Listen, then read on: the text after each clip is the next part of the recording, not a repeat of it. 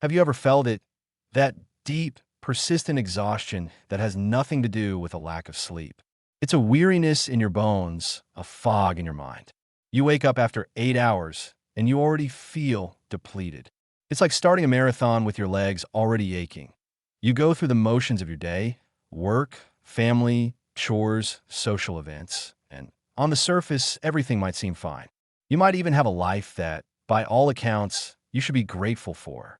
But underneath it all, there's a constant, grinding effort, a sense of pushing a massive, invisible boulder uphill every single day that IT feels like your own mind is a smartphone that never charges past 40%, no matter how long you leave it plugged in. You have just enough energy to get by, but never enough to truly thrive, to create, to feel the spontaneous joy of being alive. You chalk it up to stress, to being busy, to getting older. You tell yourself, this is just what adult life feels like. But what if it isn't? What if this exhaustion isn't from your job, your relationships, or your schedule? What if it's coming from an invisible internal conflict, a silent drain on your very life force? And what if the source of that drain holds the key to unlocking a level of energy and vitality you thought you'd lost forever? Today, we journey into the depths of the human psyche, guided by one of its most brilliant and daring explorers, Carl Jung. We're going to uncover the source of this silent drain, and more importantly, we're going to learn his profound three-step fix to repair it before it's too late. To understand the drain, we first need to understand what's being drained. Jung had a concept he called psychic energy. Don't let the word psychic throw you off. He wasn't talking about seeing the future. For Jung, this energy, which he also called libido, was the total energy of the psyche. It's the power source for everything we do. It's the fuel for our passions, our creativity, our focus, our ambition, and our simple will to get out of bed in the morning. When our psychic energy is high and flowing freely, we feel alive, engaged, and purposeful. When it's blocked or drained, we feel the exact exhaustion we've been describing. Oh, what is this leak? Where is all this precious energy going? According to Jung, the biggest, most persistent drain on our psychic energy comes from a lifelong, unconscious civil war we are waging against ourselves. The villain in this internal drama, the one siphoning off our powers second by second, has a name. Jung called it the shadow. The shadow is, in the simplest terms, the disowned self. Think back to when you were a child. You were a bundle of pure potential, containing every possible human trait. You were creative and destructive, kind and cruel, courageous and fearful, loud and quiet. But very quickly, you learned that some of these parts were not acceptable. Your parents, your teachers, your culture, they rewarded you for being polite, quiet, and agreeable. They punished you, or shamed you, or withdrew their love when you were angry, selfish, or too loud at SO. To survive, to be loved, you made a deal. You consciously identified with the good parts of yourself. This is what Jung calls the persona, the mask we show the world. And the other parts? The unacceptable traits? You took them, one by one, and shoved them into the darkness of your unconscious mind. Your rage, your envy, your vulnerability, your unseemly desires, your perceived weaknesses, all of it got locked away. This collection of repressed and rejected humanity is your shadow. Jung used a powerful analogy. Imagine your personality is a house. The main floor is bright, well-lit, and tidy. This is your conscious ego, the person you believe yourself to be. You host guests here. You're proud of it. But every house has a basement. And in that basement, you have locked away everything you're ashamed of. You've boarded up the door and you try your best to ignore the thumps, the scrapes, and the whispers that come from below. You pretend that basement doesn't exist. But here is the critical truth.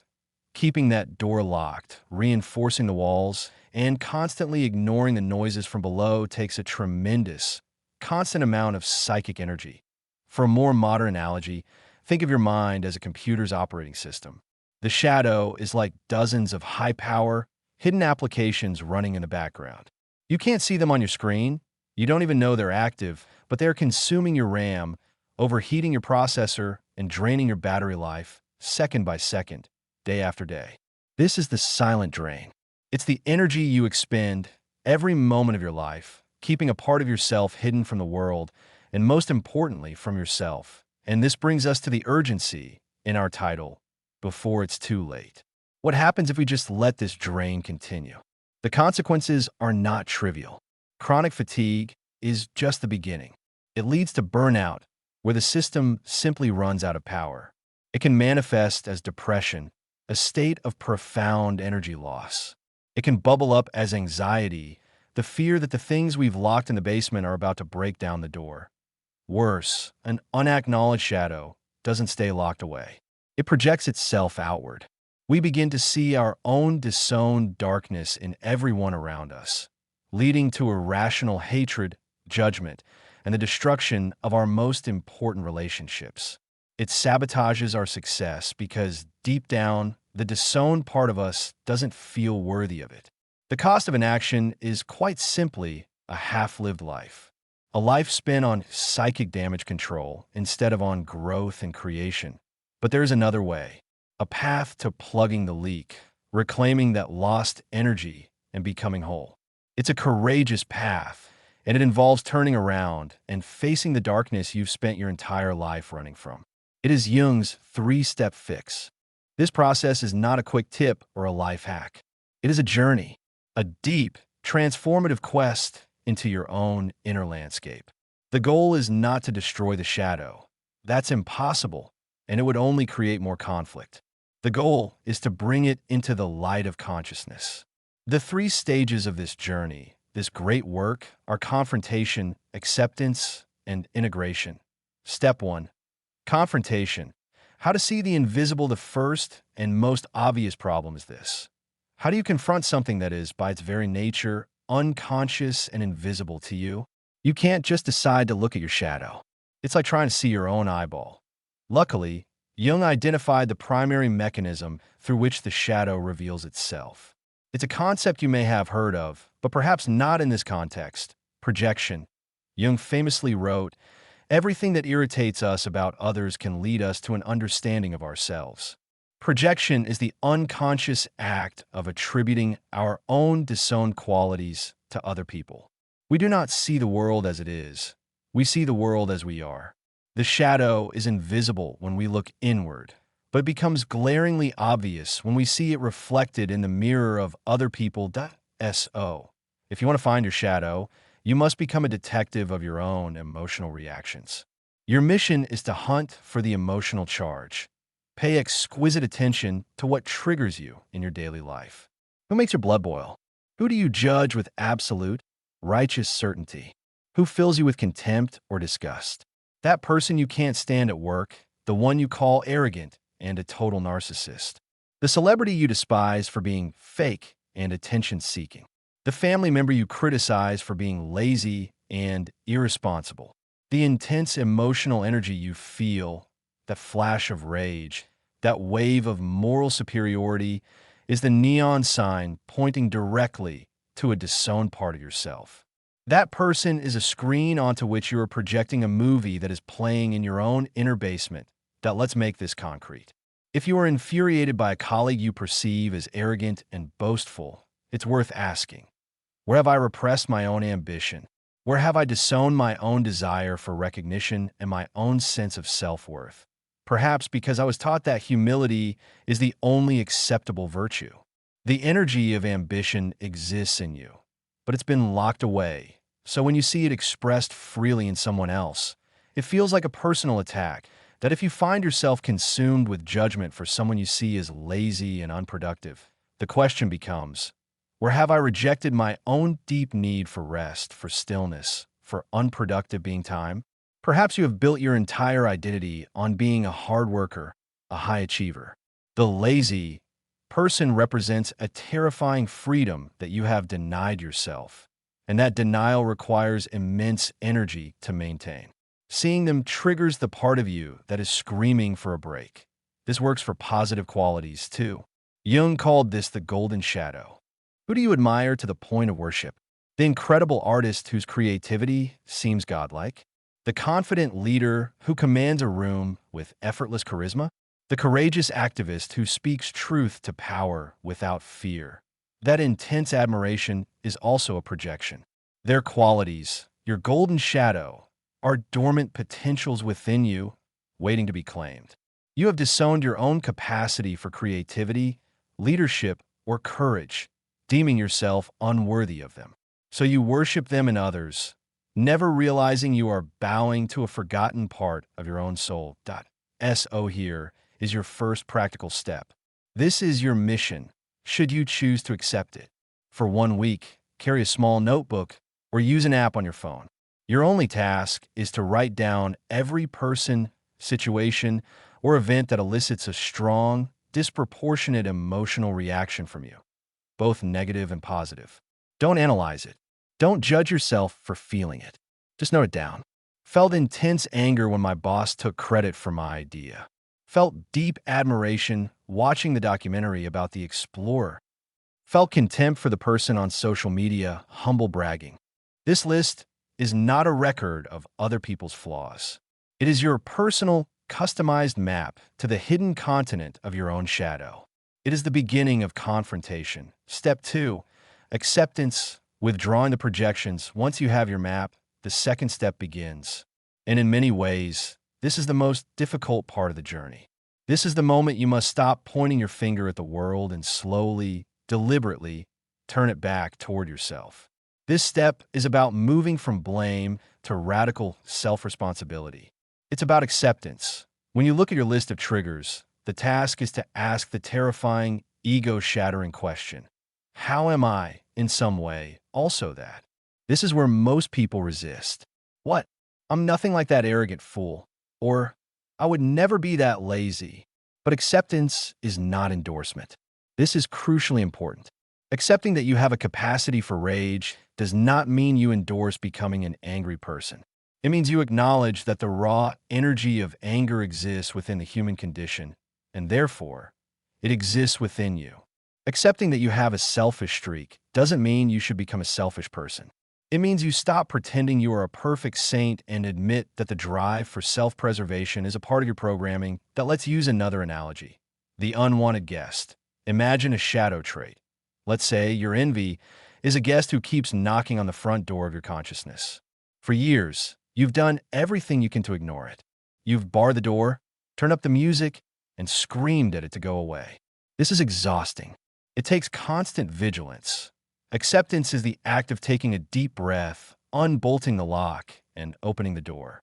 You invite the unwanted guest inside, let it sit at your table, and you say, I see you. I know you are here. Now let's talk. You don't have to let the guest run the house. You don't have to serve it your finest wine. But you stop wasting enormous amounts of energy pretending it doesn't exist. The moment you acknowledge it, the desperate, frantic knocking stops. The conflict subsides. So, what do you practice this? It's a mental technique of reframing. The next time you feel that powerful surge of judgment rising, he is so arrogant. Pause, take a breath, and instead of letting the thought run wild, consciously ask yourself a new set of questions. Where does that same energy of arrogance live in me? When have I acted from a place of needing to feel superior? Is there a part of me that is secretly proud of my achievements, but is terrified to show it? What is this part of me, which I've labeled arrogant, trying to tell me? This requires immense humility and self-compassion. Remember, your shadow was created for a reason. It was a survival mechanism. You repressed these parts of yourself not because you were bad, but because you were trying to be good. You were trying to secure love and safety in an often unforgiving world. When you approach these disowned parts, you must do so with the same compassion you would offer a scared, lost child, because, in many ways, that's what they are. They're the exiled fragments of your own childhood self. To continue judging them is to perpetuate the original wound. To accept them is to begin the process of healing. Step 3. Integration. Turning lead into gold. Confronting your shadow and accepting its existence is transformative. It stops the active warfare in your psyche and plugs the most significant leak in your energy. But the final step is where the true magic happens. This is the step where the drain doesn't just stop. It becomes a new source of power. This is integration. Integration is the alchemical process of turning the lead of the shadow into the gold of conscious, usable energy. The goal isn't to eliminate the shadow, it's to befriend it, understand its needs, and give its trapped energy a healthy, productive job to do in your life. You're bringing the exiled parts of yourself home and giving them a seat at the council table of your consciousness. Every negative trait you locked in the basement has a core of raw energy. And that energy is in itself neutral. It is only dark because it has been repressed and denied. When brought into the light, it can be purified and put to good use. Now let's look at some powerful examples of integration of the raw, chaotic anger you see in aggressive people, once accepted and integrated, can be transformed. Its energy can become the fuel for setting firm, healthy boundaries. It can become the courage to fight for justice and stand up for what you believe in. It becomes focused, disciplined assertiveness. The cowering fear you despise in cowardly people, once integrated, becomes an invaluable resource. Its energy is transmuted into prudence, caution, and the ability to accurately assess risk. It stops being paralyzing terror and becomes life-saving wisdom. The unproductive laziness you judge so harshly can be integrated as the vital and sacred ability to rest, to recharge, and to connect with the simple joys of being. Its energy becomes the antidote to burnout. It becomes conscious and deliberate self-care. Even the dark, grasping energy of envy can be integrated. Once you admit, yes, I am envious of their success, you can ask, what is this envy telling me about my own unfulfilled desires? It ceases to be a bitter poison and becomes a compass, pointing you toward your own dormant potential. It becomes motivating ambition. The shadow, once integrated, provides the depth, the texture, and the raw power that is often missing from a life lived only through the polite, well-mannered persona. It is the root system that gives the tree its stability. Oh, how do we do this on a practical level? One of Jung's most powerful tools for integration is called active imagination. This is a form of meditative dialogue. You can do this through journaling or quiet contemplation. Find a quiet space where you won't be disturbed. Close your eyes. Take a few deep breaths. Now, visualize one of the shadow parts you've identified through your detective work. Perhaps it's your inner critic or your scared inner child, or the raging warrior. Give it a form, a shape, a voice. Don't force it. Just see what emerges from your imagination. Then, ask a question. A simple, respectful question. What do you want? What do you need from me? Why are you so angry? How can I give you a healthy voice in my life? And then, the most important part, listen. Listen without judgment to the answer that arises in your mind. It might come as a sentence, an image, or a feeling. It might tell you that your anger needs you to finally stand up to your overbearing boss. It might tell you your laziness just needs you to schedule one afternoon a week with no agenda. It might tell you your envy wants you to finally sign up for that art class you've been dreaming about for years. This is not a one-time fix. It is an ongoing conversation. By doing this, you are building a bridge between your conscious ego and the unconscious shadow. You are ending the civil war and beginning a collaboration. You are, piece by piece, reclaiming the lost parts of yourself. The journey we've just outlined is profound. It begins with confrontation, seeing your hidden self reflected in the emotional charges of your daily life. It moves to acceptance, withdrawing those projections and bravely owning that this, too, is a part of you. And it culminates in integration, transforming that raw, repressed energy from a source of shame into a source of strength. Let's circle back to where we began. That feeling of being psychically drained. The phone that never charges past 40%. By doing this courageous work, you're finding the hidden background apps that were draining your power, and you're closing them down. More than that, you're taking the energy they were consuming and adding it back to your primary battery. The energy you once used to suppress your inner world is now liberated. It is now available for you. Available for you to create, to learn, to love, to be present, to engage fully with your life. The boulder you were pushing uphill disappears because the force you were pushing against was, all along, yourself. But the benefits of this work go far beyond simply having more energy. This is the path to true authenticity because you're no longer living behind a fragile mask, terrified of what lies beneath. It is the path to deep self-knowledge. And ultimately, it is the path to what Jung called individuation, the lifelong process of becoming a whole, complete, and undivided individual. Your relationships will transform because when you stop projecting your darkness onto others, you can finally see them for who they truly are. Your sense of purpose will deepen because you will be fueled by the entirety of who you are, not just the socially acceptable sliver. This is not easy work. It requires courage you may not think you have. It will ask you to face things you swore you would never face. It is, in fact, the work of a lifetime. But it is the most meaningful and rewarding work there is. The silent drain on your energy is not a flaw in your design. It is a call from the lost and forgotten parts of your own soul, asking to be seen, to be heard, to be made whole.